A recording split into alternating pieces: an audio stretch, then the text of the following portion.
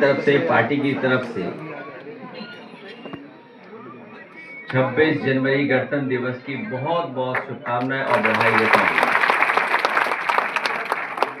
हम आज सब लोग यहाँ बैठे हैं, जहाँ गणतंत्र दिवस के अवसर पर हम बधाई एक दूसरे को दे रहे हैं, वहीं ये भी संकल्प लें कि इस देश को और मजबूत बनाना है, इस देश को और खुशहाल बनाना है। साथ ही साथ हम उन अनगिनत लोग जो शहीद हुए हैं, जिनकी कुर्बानियों की वजह से हमारा देश आज आज़ाद हुआ है, ऐसे तमाम हमारे क्रांतिकारी भगत सिंह जी से लेकर के राष्ट्रपिता महात्मा गांधी, जिन्होंने पूरा जीवन लगा दिया, तब जाकर के हमें और आपको आज़ादी मिली। गणतंत्र दिवस के दिन हमारे संविधान जो रास्ता दिखाता है, उसका संकल्प लें। बाबा साहब भीमराव अम्बेडकर जी के बाद जो हमें संविधान मिला है, उस संविधान पर देश को और चला करके मजबूत बनाने का काम हम लोग करें।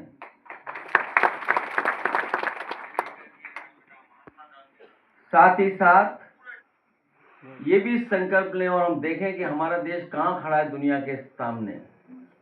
जिस समय आज़ाद हुआ देश और आज इतने आज़ादी के बाद हमारा देश तुलना में कहाँ खड़ा हुआ है। गरीबी, बेरोजगारी, महंगाई और किसान की हमारी क्या हालत है।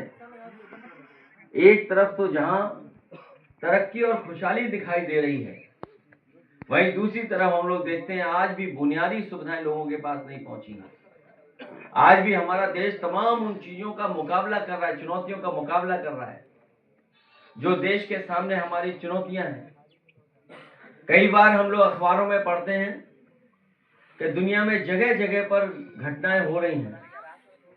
शायद किसी ने ऐसा सोचा भी नहीं होगा कि एक देश का राष्ट्रपति दूसरे देश का राष्ट्रपति को अपहरण कर करके ले जाए।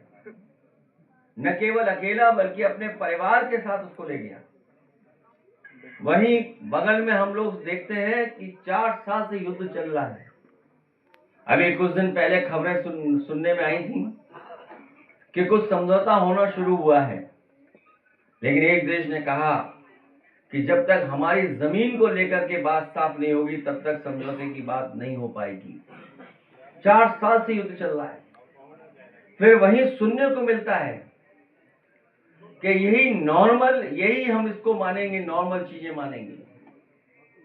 आज के जमाने की नॉर्मल चीज को हम इस मानेंगे, घटनाएं होती रहेंगी, झगड़ा होते रहेंगे और हमको अपना जीवन भी नॉर्मल जीते रहना पड़ेगा।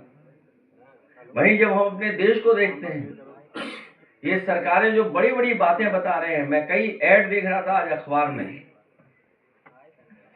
बहुत से साथियों ने सुना होगा कि एक चर्चा में जब अर्थव्यवस्था की बात आई तो कहा कि आपके देश में पॉल्यूशन बहुत है। आज जब मैं एक अंग्रेजी अखबार पढ़ रहा था तो उसमें ऐड निकला है कि हमारे पानी के अंदर क्या क्या है। हमारे देश की लगभग 70 नदियां लेड पॉल्यूशन में अलार्मिंग है। हमारे देश की नदियों में यूरेनियम है।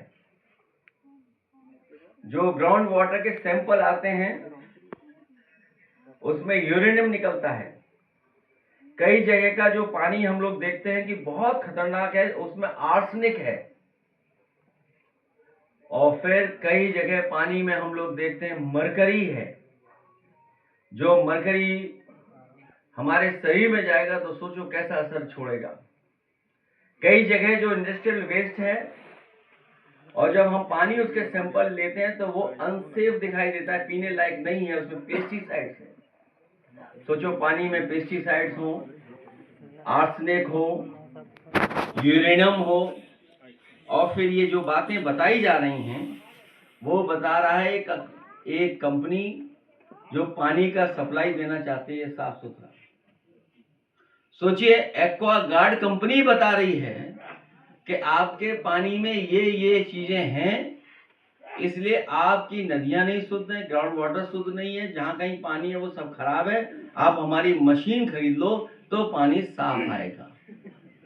सोचो, हमारी सरकार को पता ही नहीं है कि पानी में क्या क्या है, लेकिन जिन्हें कारोबार करना है उन्हें पता है कि पानी में क्या क्या है। एक बहुत बड़ा विज्ञापन देखने को मिला और वो अंग्रेजी अखबार में जो लिखा है वो लिखा गया है कि एक कदम हम उठाएं, आगे बढ़ाएं कदम और भारत को सोने की चिड़िया बनाएं। सोचो, सोने की कीमत आज क्या है बाजार में। अखबार में विज्ञापन है कि हम सब लोग मिलकर के भारत को सोने की चिड़िया बनाएं। और फिर जब आप विज्ञापन को पढ़ोगे तो उस विज्ञापन में कहा जा रहा है कि आप सोना हमारे यहाँ रखवा दो तो आपको मुनाफा होगा। ये जो आप सोना रख रहे हो 25,000 टन, ये भी विज्ञापन ले लो आप। तो ऐसे बहुत सारे आज के अखबारों के मैं पढ़ रहा था, देख रहा था, तो ऐसे कई हैं विज्ञापन या कई ऐसी चीजें जिन पर हम लोगों को चिंता व्यक्त करनी है। और गरीबी, बेरोजगारी, महंगाई कहाँ पहुंच गई, और खासकर पीडीए के ऊपर कितना अन्याय हो रहा है, उसकी हम और आप लोग कल्पना नहीं कर सकते। अस्पतालों में इलाज नहीं। कल ही एक फोन आया मेरे पास और कहा उसने कि हमारा मरीज अस्पताल में था और डॉक्टर छोड़ नहीं रहा है मरीज को, और इसलिए नहीं छोड़ रहा है क्योंकि अभी पैसे का भुगतान नहीं हुआ है। तो मैंने उनसे कहा कि ऐसा करो, हम मदद कर रहे हैं आपकी, डॉक्टर का इलाज बाद में हम लोग कर देंगे। लेकिन जब डॉक्टर साहब से निवेदन किया गया, उनके नर्सिंग होम के मालिक से निवेदन किया गया कि ऐसा मत करिए आप, कि मरीज को मत रखिए, आप उसको जाने दीजिए, तो डॉक्टर ने बात मानी, कुछ माफ भी कर दिया, कुछ हमने मदद कर दी। इससे ये हुआ कि मरीज अपने घर पहुंच गया। तो सोचो, ये स्थिति है आज। इलाज कहीं सरकारी अस्पताल में नहीं। बताओ, गरीबों का कहाँ अस्पताल में इलाज हो पा रहा है। अगर हम केवल अच्छी अच्छी बातें करें, ठीक बात है, तो अगर हम अच्छी अच्छी बातें करें लेकिन हम अपनी चुनौतियों को न स्वीकार करें तो हम अपने देश के साथ और अपने देश के लोगों के साथ धोखा कर रहे हैं। सोचो, गरीबी कितनी है। हम प्रति व्यक्ति आय नहीं बता सकते। प्रति व्यक्ति आय कितनी है सरकार बता रही है इतनी है, लेकिन है ही नहीं। वो आंकड़े भी सच नहीं है, क्योंकि हमें और सरकार को मिलकर के न जाने कितने गरीबों को खाने को देना पड़ रहा है। बेरोजगारी तो ऐसी कि डिग्री कितनी भी हासिल करो, नौकरी नहीं है, रोजगार नहीं है। अभी अखबारों में निकला है और बहुत सारी चर्चा शुरू हो गई है कि नए जमाने में जो घर पे हम लोग खाना मंगा लेते हैं, जो तमाम योजनाएं चल रही हैं, स्विगी, जोमेटो और कई हैं ऐसे प्लेटफॉर्म्स पे जहां से मंगा सकते हैं। सोचिए कितना काम करना पड़ता है उन्हें, और तब जाकर के कितना मुनाफा कमा पा रहे हैं। सोचिए, उनको डिलीवरी टाइम में देनी है। इतना बड़ा अनऑर्गेनाइज सेक्टर तैयार हो गया जिसमें सुप्रीम कोर्ट ने भी कहा नियम बनने चाहिए। सोचिए, सुप्रीम कोर्ट कह रहा है। इसी तरह अगर हम एक एक चीज देखें, हम अपने किसान की तरफ देखें, तो सोचिए किसान के लिए क्या कहा गया सरकार में कि आय दोगुनी हो जाएगी, लेकिन कौन लोग लगे हैं किसानों से मुनाफा कमाने में, और मुनाफा किसान की पैदावार से कमाने में लगे हैं। आज बड़े बड़े लोग आ गए हैं जो किसान की पैदावार की कीमत नहीं देना चाहते हैं, लेकिन किसान की पैदावार को लेकर के उससे मुनाफा कमाना चाहते हैं। और इधर धीरे धीरे दुनिया की हर चीज भारत में आ गई है। बस अब किसी भी दिन हो सकता है भारत सरकार झुक जाएगी और अमेरिका से नॉन वेज मिल्क और मिल्क के प्रोडक्ट भी आ जाएंगे।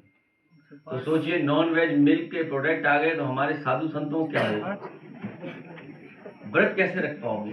हमारी माताएं बहनें हैं जो ये व्रत रखती हैं हफ्ते में एक दिन, कोई किसी दिन कोई किसी दिन। तो अगर अमेरिका का वो आ गया नॉन वेज मिल्क और उसके प्रोडक्ट, तो बताओ हमारे सनातन धर्म का क्या होगा। ये सवाल है। और हर दिन अखबार में देखो ऐड निकल रहा है कि इस देश का ये सामान अच्छा है, इस देश का ये अच्छा सामान है। और आज तो कमाल हो गया, ये अखबार का ऐड दिखाना भूल गया मैं। ये फ्रंट देखिए आप, नहीं फ्रंट पे देखिए, मैं दिख गया मुझे। आप बताइए, इतनी बड़ी कंपनी कह रही हम आत्मनिर्भर बना रहे हैं भारत। बताओ, विदेशी कंपनी भारत को आत्मनिर्भर कैसे बना देगी, बता दो। ये देखिए क्या लिखा है, एन आत्मनिर्भर, नीचे लाइन पढ़िए। हाँ देखिए, सोचिए आप, विदेशी कंपनी ऐड दे रही है हमारे अखबारों में कि आत्मनिर्भर आपके देश को बना रहे हैं। आप बताओ, विदेशी कंपनी कैसे बनाएगी आत्मनिर्भर, ये बताओ। तो किसको धोखा दिया जा रहा है, सोचिए, किसको धोखा मिल रहा है। और फिर कुछ लोग नींद से तो उठ जाते हैं लेकिन होश में नहीं आते। ये किसने नाम ले लिया हैं?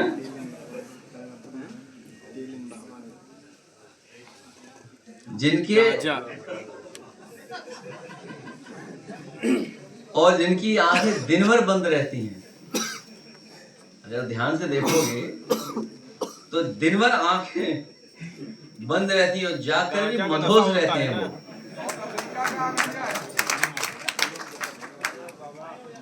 हैं? और सुना है कोई एक सतुआ बाबा, एक बथुआ बाबा। ये मौसम तो बथुआ का है, तो इसलिए हम लोगों को बहुत सावधान रहना है कि जो लोग ऐड दे करके हमें धोखा दे रहे हैं, प्रचार करा करके धोखा दे रहे हैं, सोचिए देश कहां पहुंच गया और कहां जाना चाहिए था। इसलिए संविधान पे देश चले और संविधान के तहत फैसले हों। आज शंकराचार्य जी के सामने भी संकट पैदा कर दिया सरकार ने। सोचिए आप, ये सरकार ऐसी जिन्होंने मंदिर तोड़े, और एक मंदिर नहीं तोड़े, न जाने कितने मंदिर तोड़े इन्होंने। और यही नहीं, जो पौराणिक चीजें थी जिससे इतिहास बनता था और इतने दिनों से इतिहास बना रहा, जहां उसका संरक्षण करना था, संभालना था, वहीं उसको पूरी तरीके से बुलडोजर से तोड़ दिया। सोचिए, तो जो लोग बुलडोजर चला रहे हैं वो अभी भी नींद में हैं, क्योंकि उन्हें एहसास नहीं है कि जिस दिन वोट पड़ेगा तो उनकी गिनती कहां होगी जाकर के। जो लोग हारने लगे हैं वो अब एसआईआर लाए हैं, और ये एसआईआर नहीं थी, एनआरसी थी, याद रखना आप। हम लोगों ने कई बार कहा कि ये वोट के बहाने इलेक्शन कमीशन से करा रहे एनआरसी। कल सुना है कि कोई मन की बात वोट पे ही कर रहा था, सुना है वोट चोरी की बात होगी या वोट डकैती की बात रही होगी। इसलिए सावधान रहना कि जहां संस्थाओं की जिम्मेदारी ये बनती है कि वोट बढ़े, वोट किसी का कटे नहीं, वोटर की लिस्ट में वोट आ जाए उसका, वहीं ये सरकार पूरा प्रयास कर रही है कि वोट काट दिया जाए। इसलिए अगर वोट कट गया तो सोचिए आपकी नागरिकता का भी सवाल खड़ा हो जाएगा, क्योंकि जो हमारा संविधान कहता है कि जो नागरिक है उसे वोटर का अधिकार है, और जो वोट डाल सकता है वो हमारे भारत का नागरिक है। तो ये जानबूझ करके कुछ लोगों को परेशान करना चाहते हैं, इससे भी हम लोगों को सावधान रहना पड़ेगा। इन्हीं शब्दों के साथ मैं गणतंत्र दिवस पर आप सबको बहुत बहुत शुभकामनाएं और बहुत बहुत बधाई देता हूँ। हमें उम्मीद है कि जो सपना बाबा साहब भीमराव अम्बेडकर जी ने देखा, जिस रास्ते पर डॉक्टर राममनोहर लोहिया जी, नेताजी, जनेश्वर मिश्र जी और हमारे तमाम नेता चले हैं, उसी रास्ते पर चल करके हम लोग और इस देश को मजबूत बनाने का काम करेंगे। इन्हीं शुभकामनाओं के साथ आप सबका बहुत बहुत धन्यवाद, बहुत बहुत बधाई। जय हिंद।